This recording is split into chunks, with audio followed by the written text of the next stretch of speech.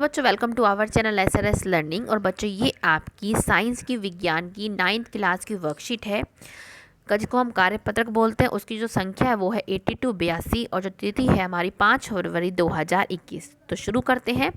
Chapter चल रहा है क्या हमारे आसपास के पदार्थ शुद्ध हैं, इसकी पुनरावृत्ति है। तो आपसे एक रिक्वेस्ट है कि जितनी भी वर्कशीट हमारी हो चुकी है पहले इस चैप्टर की, प्लीज़ उसको भी रिवाइज करते जाइए। शुरू करते हैं कि रासायनिक संगठन के आधार पर पदार्थों को तत्वों और यौगिक में हम क्या है वर्गीकृत मतलब डिवाइड कर सकते हैं। तत्व और यौगिक में तत्व क्या होता है? तत्व पदार्थ का वह मूल रूप है जिसमें रासायनिक प्रतिक्रिया द्वारा अन्य सरल पदार्थों विभाजित नहीं किया जा सकता। मतलब इनको हम विभाजित नहीं कर सकते हैं सरल पदार्थों में, उसको हम बोलते हैं तत्व।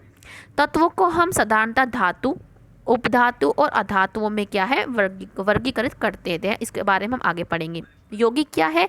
यौगिक वह पदार्थ है जो दो या दो से अधिक तत्वों के नियत अनुपात में रासायनिक तौर पर संयोजन से बनता है। मतलब इसमें हम जो भी हम तत्व ले रहे हैं वो क्या है, उनका एक अनुपात जो होता है वो फिक्स होता है, ठीक है। उससे हम यौगिक बना, जैसे हम जल हो गया, कार्बन डाइऑक्साइड हो गया, मीथेन हो गया, शर्करा हो गया, नमक हो गया, इसमें जो इनका जो अनुपात होता है जिससे बनते हैं, उनका जो अनुपात होता है वो नियत अनुपात में होते हैं और ये रासायनिक संयोजन से बनते हैं। अब हम धातु, अधातु और उपधातु के बारे में पढ़ते हैं। जो अधातु हमारे जो होती हैं वो चमकीली होती हैं, वो ताप और विद्युत की सुचालक होती हैं। उनको हम तार में क्या है खींच के लंबा तार बना सकते हैं जिसको हम तन्ने बोलते हैं। ये आघात वर्धी होती है, मतलब इनको पीट पीट कर हम चादरों में मतलब बहुत पतली चादर बना सकते हैं। जैसे आप फॉइल में लेके आते होंगे, सिल्वर एल्यूमिनियम फॉइल होता है, वो भी क्या है धातुओं का बना होता है। पारा धातु है, लेकिन वो जो पारा जो है वो तापमान जो उसका होता है वो द्रव होता है। क्वेश्चन ये आ सकता है कि उस धातु का नाम लिखो जो कमरे के तापमान पे द्रव में होती है, वो कौन सी होती है? पारा। और उसके एग्जाम्पल है सोना, चांदी, लोहा, टिन, सोडियम, पोटेशियम आदि। ये सारे जो एग्जाम्पल होते हैं ये किसके एग्जाम्पल हैं? धातु के। अब है अधातु। अधातु इसके बिल्कुल अपोजिट होते हैं। ये विभिन्न रंगों में पाई जाती है, ये ताप और विद्युत की कुचालक होती है, मतलब अच्छी नहीं होती, ये चमकीली भी नहीं होती, ये प्रतिध्वनि मतलब जैसे होता है ना, जब हम कई बार हमारे से जो बर्तन होते हैं सिल्वर के गिर जाते हैं तो आवाज़ आती है, ऐसे इनमें आवाज़ नहीं आती है धातुओं में। यह घात वर्धन भी नहीं होती, मतलब इनको हम पीट पीट के इनको चादर भी नहीं बना सकते। जैसे हाइड्रोजन, ऑक्सीजन, आयोडीन, कार्बन, ये सब क्या है, ब्रोमीन, ये सब क्या है अधातु के जो है उदाहरण है।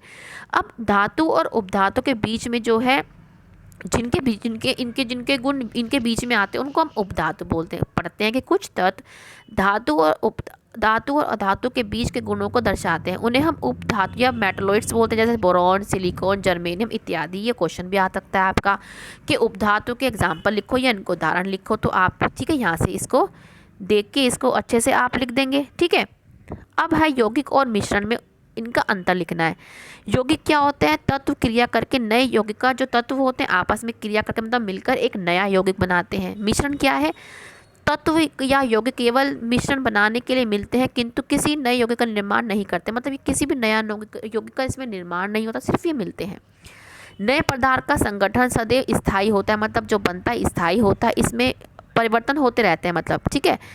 नए पदार्थ के गुणधर्म पूरी तरह से विभिन्न होते हैं, मतलब जिन तत्वों से बनते हैं उनसे उनका जो इनके गुण बिल्कुल ही अलग होते हैं। जैसे हाइड्रोजन का अलग गुण है, ऑक्सीजन का अलग गुण है, लेकिन जब वो दोनों मिलके पानी बनाते हैं, जल बनाते हैं, तो उनका जो गुण है वो अलग हो जाता है। लेकिन मिश्रण में इसमें उपस्थित घटकों के गुणधर्म को दर्शाता है। घटकों को केवल रासायनिक या विद्युत रासायनिक प्रतिक्रिया द्वारा ही पृथक किया जा सकता है, किसको? यौगिक को। लेकिन जो हमारे मिश्रण होते हैं हम इसको अलग कर सकते हैं भौतिक विधियों के द्वारा, ठीक है। तो हम बच्चे क्वेश्चन पे आते हैं। अब क्वेश्चन क्या है कि निम्नलिखित को तत्वों, यौगिकों और मिश्रण में हमें वर्गीकृत करता जाना है। सोडियम क्या है हमारा? सोडियम बेटा तत्व है। हमें इसको त लिखूंगी, इसको ग लिखूंगी और इसको हम एम लिख दूंगी, ठीक है। सोडियम क्या है मेरा? सोडियम क्या है मेरा? तत्व है। मिट्टी क्या है? मिट्टी क्या है बताओ, हमारी मिट्टी क्या है? मिट्टी हमारा मिश्रण है, ठीक है, क्योंकि किसी में भी हो सकता है मिश्रण। एम लिखो। चीनी का घोल भी क्या है? मिश्रण है। मेरा सुनते जाना और करते जाना अगर समझ में ना आ रहा। चांदी क्या है? चांदी हमारा क्या है? तत्व है, ठीक है। कैल्शियम क्या है? कैल्शियम भी तत्व है, ठीक है। कार्बोनेट बताओ, कार्बोनेट क्या है? कैल्शियम कार्बोनेट इकट्ठा है, सॉरी, कैल्शियम कार्बोनेट इकट्ठा है, तो कैल्शियम कार्बोनेट क्या है? हमारा यौगिक, ठीक है। टिन क्या है हमारा? टिन बताओ क्या है हमारा? तत्व। सिलिकॉन क्या है? तत्व। कैल्शियम क्या है? तत्व, ठीक है, इतना लिखो पहले। और हवा क्या है, हवा हमारा है, हमारी है मिश्रण, क्या है मिश्रण, एम लिखेंगे। साबुन क्या है, साबुन भी हमारा क्या है मिश्रण में आता है, ठीक है। और मीथेन क्या है, मीथेन हमारी क्या है यौगिक है। कार्बन डाइऑक्साइड क्या है यौगिक है। और रक्त क्या है हमारा,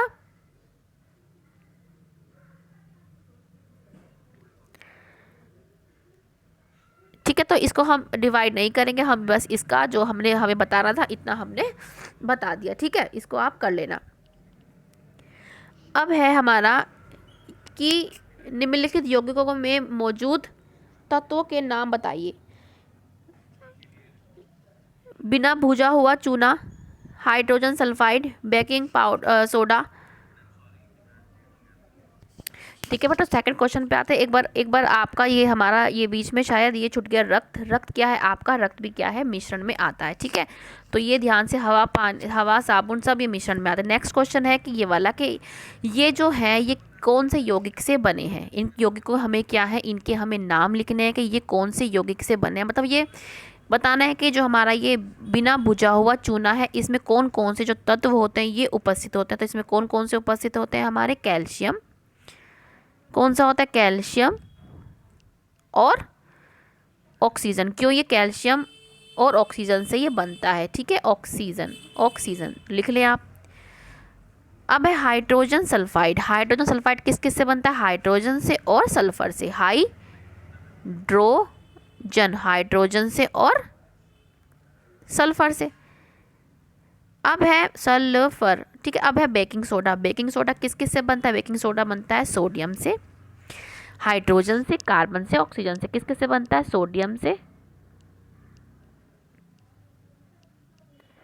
हाइड्रोजन से, कार्बन से और ऑक्सीजन से, ठीक है। ये 4 तत्वों से बनता है क्या हमारा बेकिंग ऑक्सीजन। ऑक्सीजन पढ़ के आप, ठीक है। अब है पोटेशियम सल्फेट, किस किस से बनता है, पोटेशियम, पोटेशियम से, सल्फर से और ऑक्सीजन से, ठीक है, ऑक्सीजन।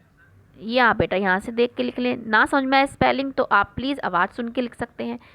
समझाइए कि पानी के यौगिक की तरह कार्य करता है, मिश्रण नहीं है। ये आपने लिखा है कि जल एक यौगिक है क्योंकि जल उपस्थित तत्व, जल में उपस्थित तत्व निश्चित अनुपात में है। निश्चित अनुपात क्या होता है इनका, ब्रैकेट में लिखना 1:8। 1 क्या होता है हाइड्रोजन और 8 क्या होता है ऑक्सीजन, तथा इनके बीच रासायनिक संयोजन हुआ है, ठीक है। ये आपका थर्ड क्वेश्चन है, ये आप यहाँ से इसको प्लीज़ देख के लिख लें। नेक्स्ट क्वेश्चन है आपका कि लौह, चूर्ण और सल्फर के मिश्रण को गर्म करने पर बनने वाले यौगिक का नाम बताइए। तो कौन सा बनता है, बनता है हमारा लौह सल्फाइड, सल्फाइड, ठीक है, सल्फाइड। अब है कि यदि इस यौगिक मतलब इसमें ही लौह सल्फाइड में अगर हम तनु सल्फ्यूरिक एसिड मतलब डाइल्यूट हाइड्रोक्लोरिक अम्ल मिलाएंगे तो कौन सी गैस बनती है, तो बनती है हमारी हाइड्रोजन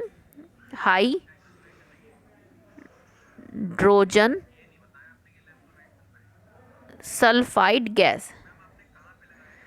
सल्फाइड गैस हमारी जो है बनेगी। तो ये आप यहाँ से देख के लिख लेंगे। तो बच्चों ये आपकी आज की वर्कशीट है, ढंग से कीजिए, इसमें आप अच्छे से कीजिए। हमारा जो क्वेश्चन के तौर पे अगर मैं बताऊं तो क्वेश्चन कौन से आता है, यौगिक मिश्रण में अंतर आ सकता है आपका, आपकी धातु अधातु में अंतर आ सकता है, आपका पूछ सकते हैं कि धातुओं के जो गुण है वो लिखिए। तो आप अच्छे से अपनी वर्कशीट कंप्लीट कीजिए बच्चों। मिलते हैं आगे की वर्कशीट के साथ। खुश रहिए, कोविड-19 से बच के रहिए। बाय बच्चों।